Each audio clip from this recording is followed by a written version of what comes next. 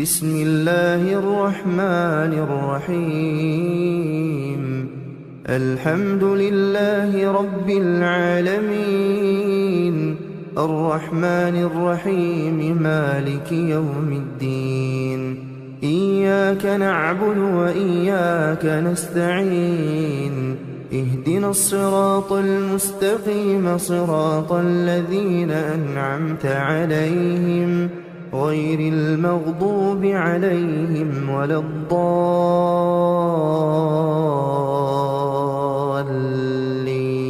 بسم الله الرحمن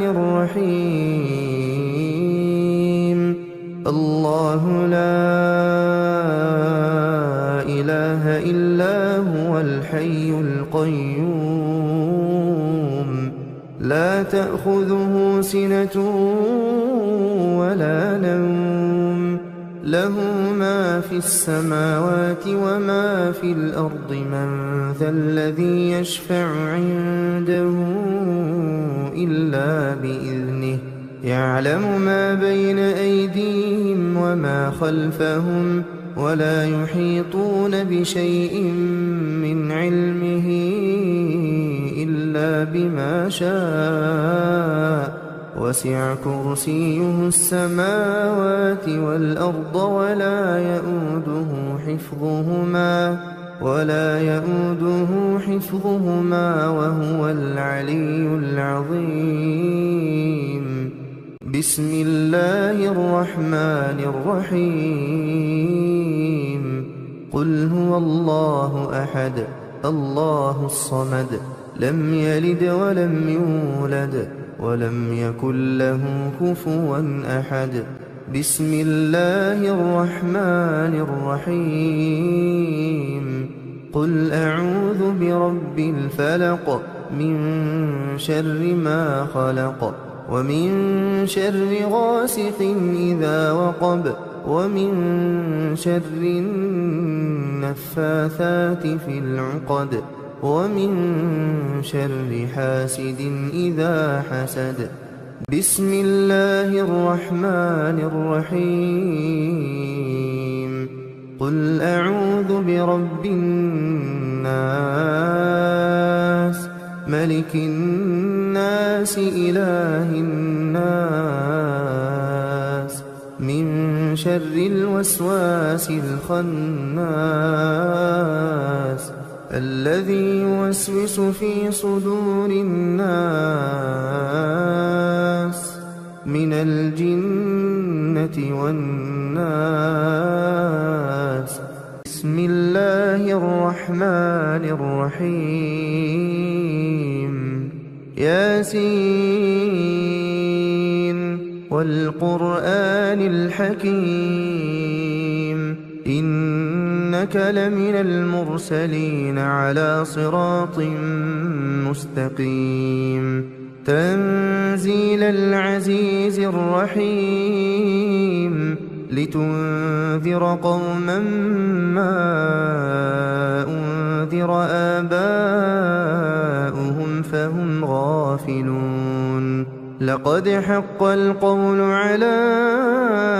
أكثرهم فهم لا يؤمنون. إنا جعلنا في أعناقهم أغلالا فهي إلى الأذقان فهم مقمحون. وجعلنا من بين أيديهم سدا ومن خلفهم سدا فأغشيناهم فهم لا يبصرون. وسواء عليهم أأنذرتهم أم لم تنذرهم لا يؤمنون. إنما تنذر من اتبع الذكر وخشي الرحمن بالغيب، فبشره بمغفرة وأجر كريم. إنا نحن نحيي الموتى ونكتب ما قدموا وآثارهم وكل شيء أحصيناه في إمام واضرب لهم مثلا أصحاب القرية إذ جاءها المرسلون إذ أرسلنا إليهم 2 فكذبوهما فعززنا ب3 فقالوا إنا إليكم مرسلون قالوا ما أنتم إلا بشر مثلنا وما أنزل الرحمن من شيء إن أنتم إلا تكذبون قالوا ربنا يعلم إنا إليكم لمرسلون وما علينا إلا البلاغ المبين قالوا إنا تطيرنا بكم لئن لم تنتهوا لنرجمنكم وليمسنكم منا عذاب أليم قالوا طائركم معكم أئن ذكرتم بل أنتم قوم مسرفون وجاء من أقصى المدينة رجل يسعى قال يا قوم اتبعوا المرسلين اتبعوا من لا يسألكم أجرا وهم مهتدون وما لي لا أعبد الذي فطرني وإليه ترجعون أأتخذ من دونه آلهة إن يردني الرحمن بضر لا تغن عني شفاعتهم شيئا ولا ينقذون إني إذا لفي ضلال مبين إني آمنت بربكم فاسمعون قيل ادخل الجنة قال يا ليت قومي يعلمون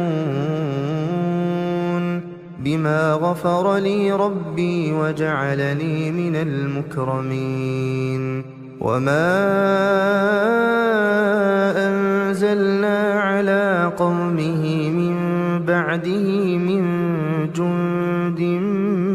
من السماء وما كنا منزلين إن كانت إلا صيحة واحدة فإذا هم خامدون يا حسرة على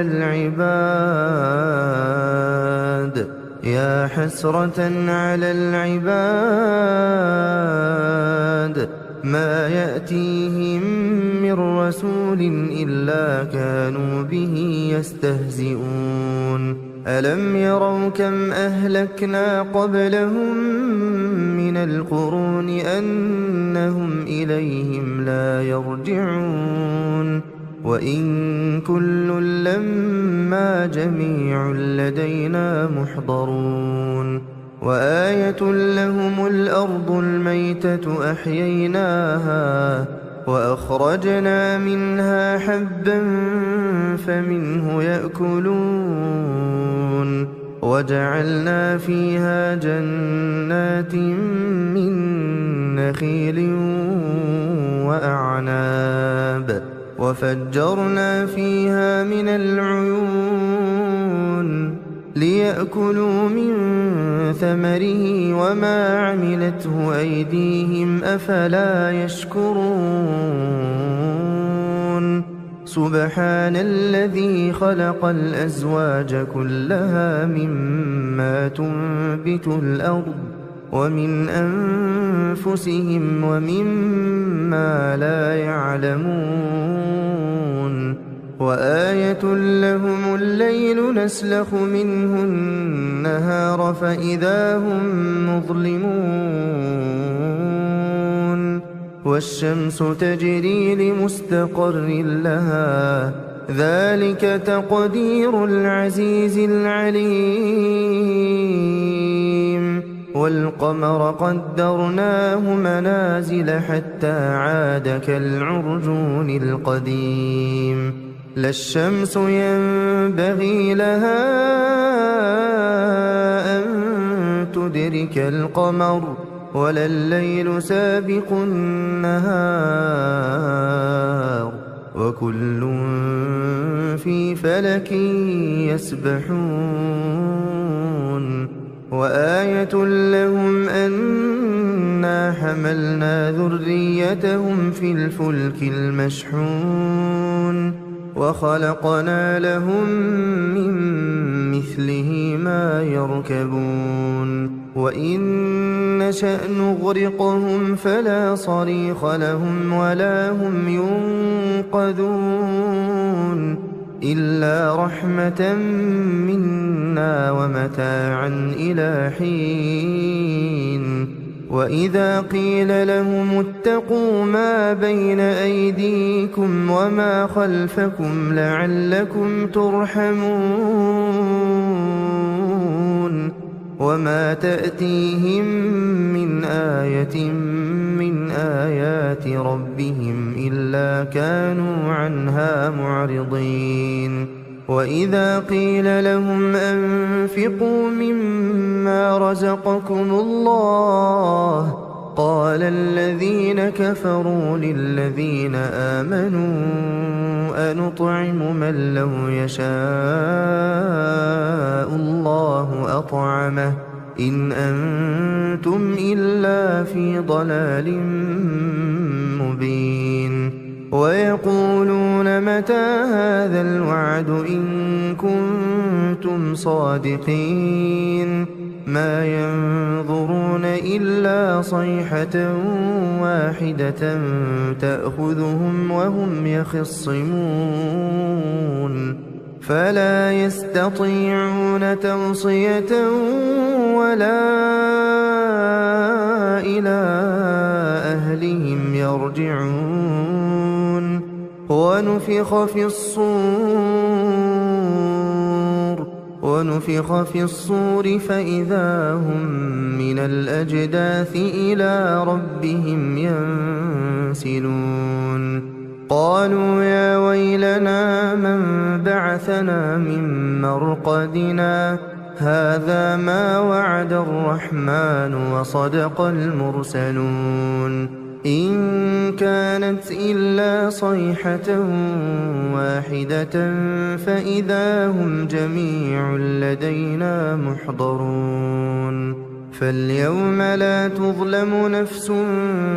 شيئا ولا تجزون إلا ما كنتم تعملون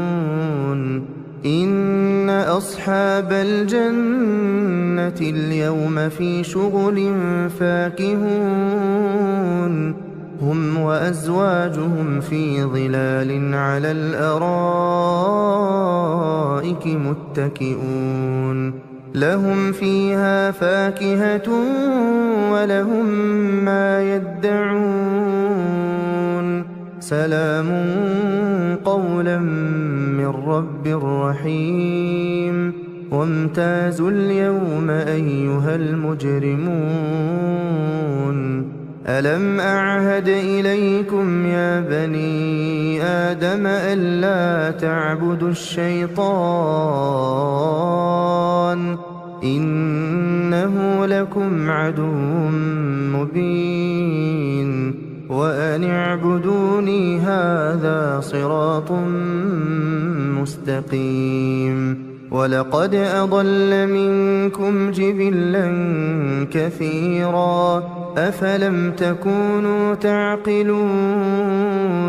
هذه جهنم التي كنتم توعدون اصلوها اليوم بما كنتم تكفرون اليوم نختم على أفواههم وتكلمنا أيديهم وتشهد أرجلهم بما كانوا يكسبون ولو نشاء لطمسنا على أعينهم فاستبقوا الصراط فأنى يبصرون ولو نشاء لمسخناهم على مكانتهم فما استطاعوا مضيا ولا يرجعون ومن نعمره ننكسه في الخلق أفلا يعقلون وما علمناه الشعر وما ينبغي له إن هو إلا ذكر وقرآن مبين لينذر من كان حيا ويحق القول على الكافرين أولم يروا أنا خلقنا لهم مما عملت أيدينا أنعاما فهم لها مالكون وذللناها لهم فمنها ركوبهم ومنها يأكلون ولهم فيها منافع ومشارب أفلا يشكرون واتخذوا من دون الله آلهة لعلهم ينصرون لا يستطيعون نصرهم وهم لهم جند محضرون فلا يحزنك قولهم إنا نعلم ما يسرون وما يعلنون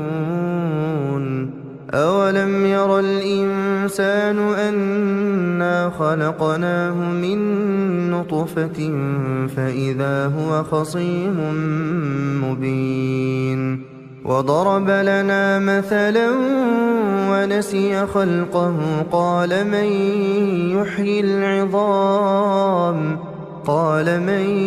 يحيي العظام وهي رميم قل يحييها الذي أنشأها أول مرة وهو بكل خلق عليم الذي جعل لكم من الشجر الأخضر نارا فإذا أنتم منه توقدون أوليس الذي خلق السماوات والأرض بقادر على أن يخلق مثلهم بلى وهو الخلاق العليم إنما أمره إذا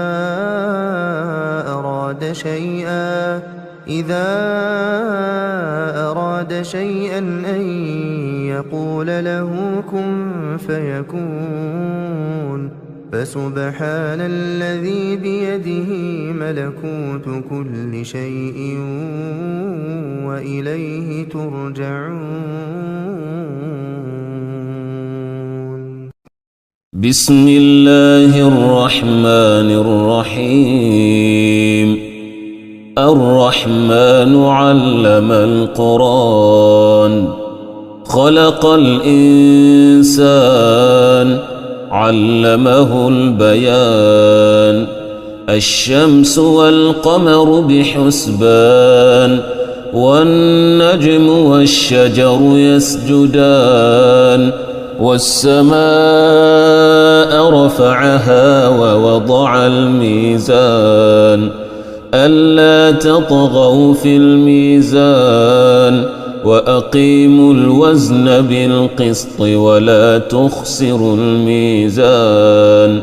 والأرض وضعها للأنام فيها فاكهة والنخل ذات الأكمام والحب ذو العصف والريحان فبأي آلاء ربكما تكذبان خلق الإنسان من صلصال كالفخار وخلق الجان من مارج من نار فبأي آلاء ربكما تكذبان رب المشرقين ورب المغربين فبأي آلاء ربكما تكذبان مرج البحرين يلتقيان بينهما برزخ لا يبغيان فبأي آلاء ربكما تكذبان يخرج منهما اللؤلؤ والمرجان فبأي آلاء ربكما تكذبان وله الجوار المنشآت في البحر كالأعلام فبأي آلاء ربكما تكذبان كل من عليها فان ويبقى وجه ربك ذو الجلال والإكرام فبأي آلاء ربكما تكذبان يسأله من في السماوات والأرض كل يوم هو في شأن فبأي آلاء ربكما تكذبان سنفرغ لكم أيها الثقلان فبأي آلاء ربكما تكذبان يا معشر الجن والإنس إن استطعتم أن تنفذوا من أقطار السماوات والأرض فانفذوا لا تنفذون إلا بسلطان فبأي آلاء ربكما تكذبان يرسل عليكما شواظ من نار ونحاس فلا تنتصران فبأي آلاء ربكما تكذبان فإذا انشقت السماء فكانت وردة كالدهان فبأي آلاء ربكما تكذبان فيومئذ لا يسأل عن ذنبه إنس ولا جان فبأي آلاء ربكما تكذبان يعرف المجرمون بسيماهم فيؤخذ بالنواصي والأقدام فبأي آلاء ربكما تكذبان هذه جهنم التي يكذب بها المجرمون يطوفون بينها وبين حميم آن فبأي آلاء ربكما تكذبان ولمن خاف مقام ربه جنتان فبأي آلاء ربكما تكذبان ذواتا أفنان فبأي آلاء ربكما تكذبان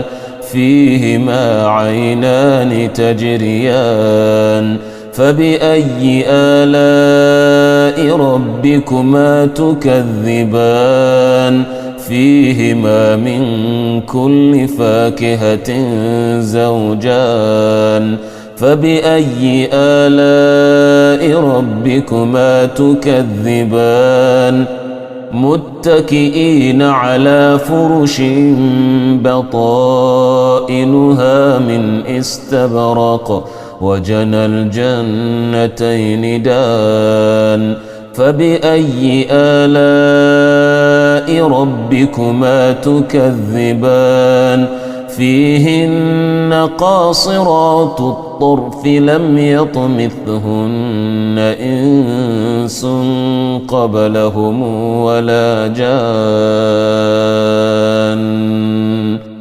فبأي آلاء ربكما تكذبان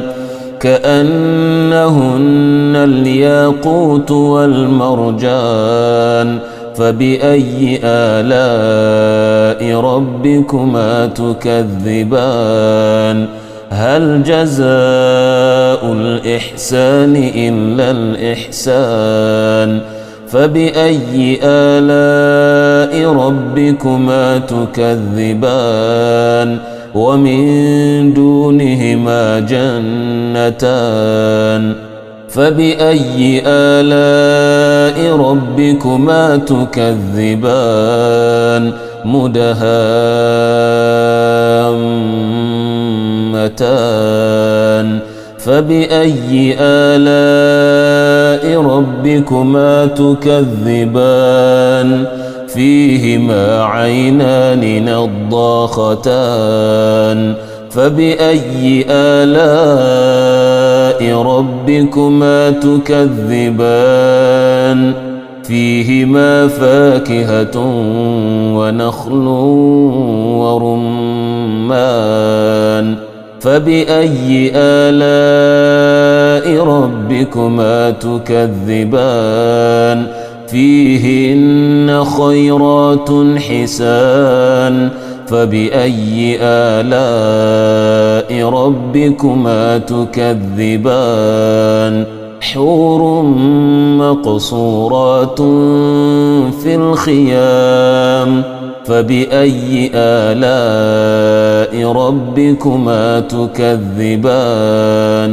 لم يطمثهن إنس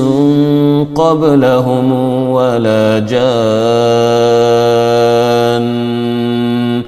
فبأي آلاء ربكما تكذبان متكئين على رفرف خضر وعبقري حسان فبأي آلاء ربكما تكذبان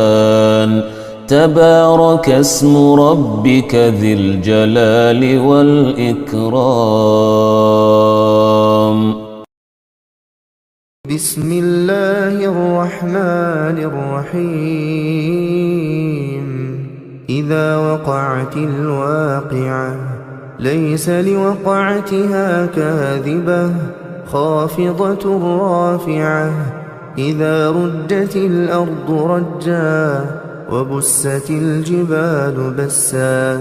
فكانت هباء منبثا وكنتم أزواجا ثلاثة فأصحاب الميمنة ما أصحاب الميمنة وأصحاب المشأمة ما أصحاب المشأمة والسابقون السابقون أولئك المقربون في جنات النعيم ثلة من الأولين وقليل من الآخرين على سرر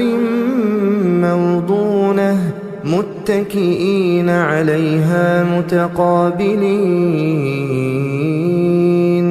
يطوف عليهم ولدان مخلدون بأكواب وأباريق وكأس من معين لا يصدعون عنها ولا ينزفون وفاكهة مما يتخيرون ولحم طير مما يشتهون وحور عين كأمثال اللؤلؤ المكنون جزاء بما كانوا يعملون لا يسمعون فيها لغوا ولا تأثيما إلا قيلا سلاما سلاما وأصحاب اليمين ما أصحاب اليمين في سدر مخضود وطلح منضود وظل ممدود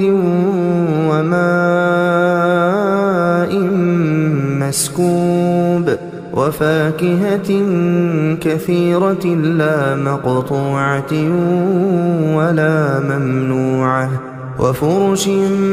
مرفوعة إنا أنشأناهن إنشاء فجعلناهن أبكارا عربا أترابا لأصحاب اليمين ثلة من الأولين وثلة من الآخرين وأصحاب الشمال ما أصحاب الشمال في سموم وحميم وظل من يحموم لا بارد ولا كريم إنهم كانوا قبل ذلك مترفين وكانوا يصرون على الحنث العظيم وكانوا يقولون أئذا متنا وكنا ترابا وعظاما أئذا متنا وكنا ترابا وعظاما أئنا لمبعوثون أو آباؤنا الأولون قل إن الأولين والآخرين لمجموعون إلى ميقات يوم معلوم ثم إنكم أيها الضالون المكذبون لآكلون من شجر من زقوم فمالئون منها البطون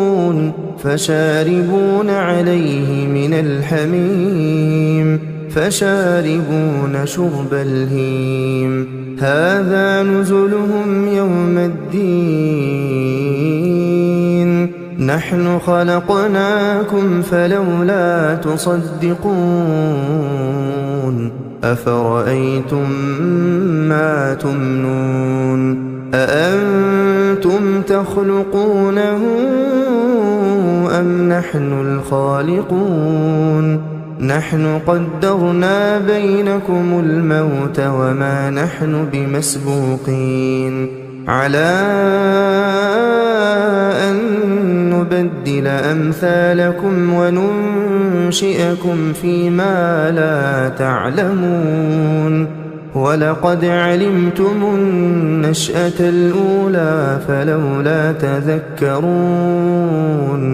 أفرأيتم ما تحرثون أأنتم أأنتم تزرعونه أم نحن الزارعون لو نشاء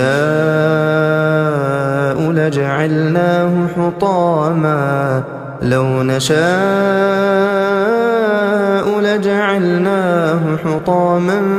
فظلتم تفكهون إنا لمغرمون بل نحن محرومون أفرأيتم الماء الذي تشربون أأنتم أنزلتموه من المزن أم نحن المنزلون لو نشاء جعلناه أجاجا فلولا تشكرون أفرأيتم النار التي تورون أأنتم أنشأتم شجرتها أم نحن المنشئون نحن جعلناها تذكرة ومتاعا للمقوين فسبح باسم ربك العظيم فلا أقسم بمواقع النجوم وإنه لقسم لو تعلمون عظيم إنه لقرآن كريم في كتاب مكنون لا يمسه إلا المطهرون تنزيل من رب العالمين أفبهذا الحديث أنتم مدهنون وتجعلون رزقكم أنكم تكذبون فلولا إذا بلغت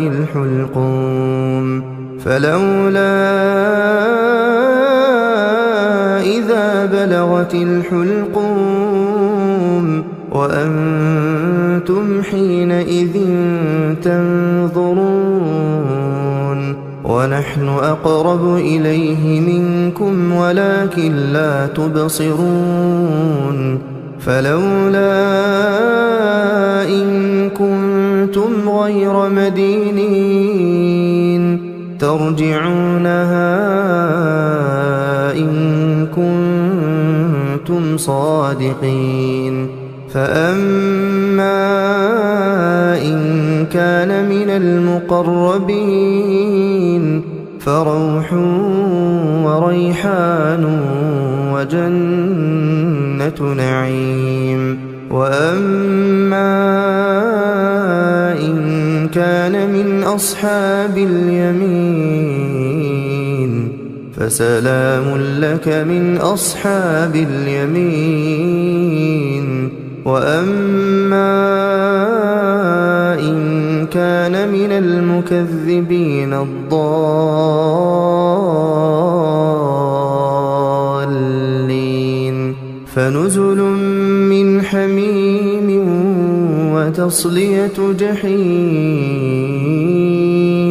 إن هذا لهو حق اليقين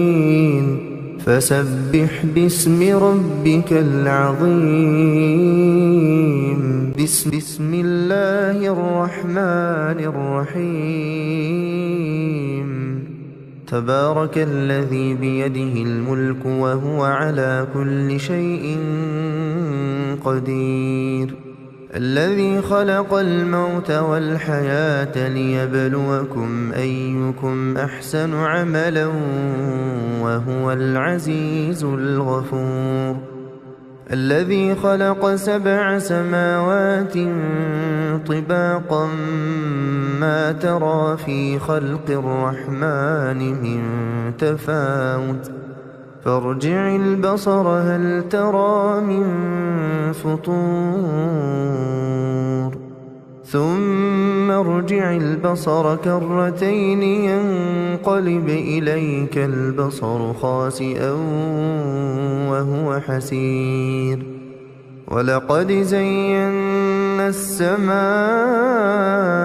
الدنيا بمصابيح وجعلناها رجوما للشياطين وأعتدنا لهم عذاب السعير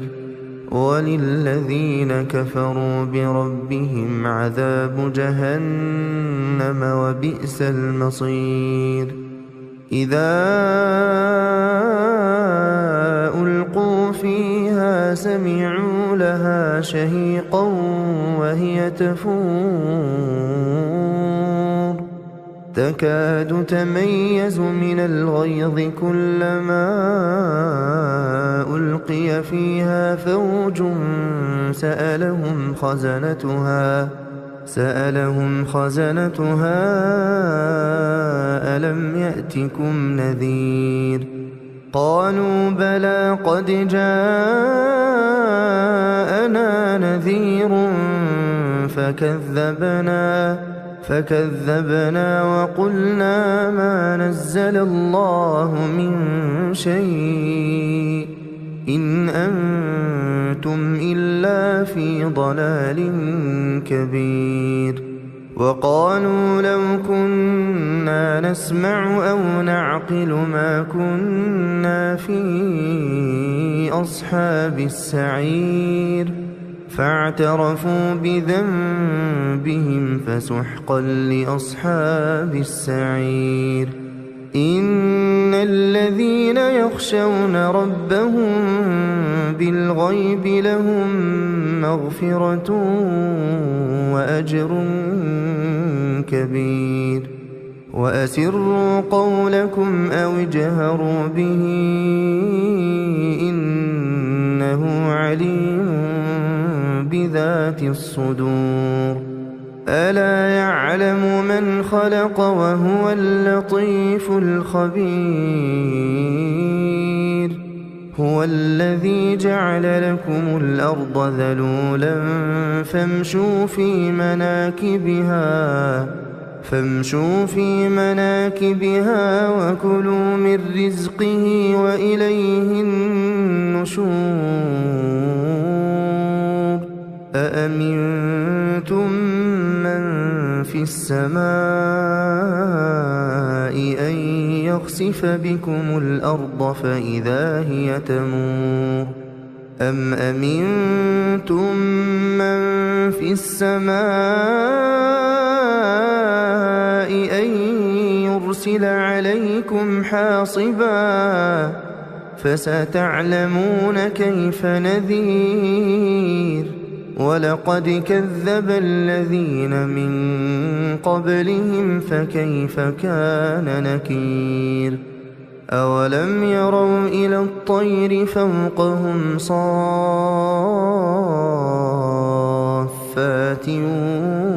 ويقبضن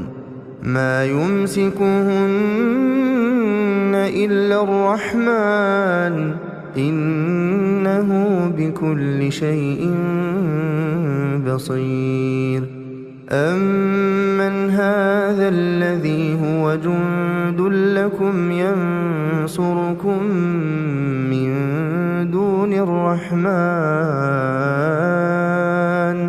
إن الكافرون إلا في غرور أمن هذا الذي يرزقكم إن أمسك رزقه بل لجوا في عتو ونفور أفمن يمشي مكبا على وجهه أهدى أمن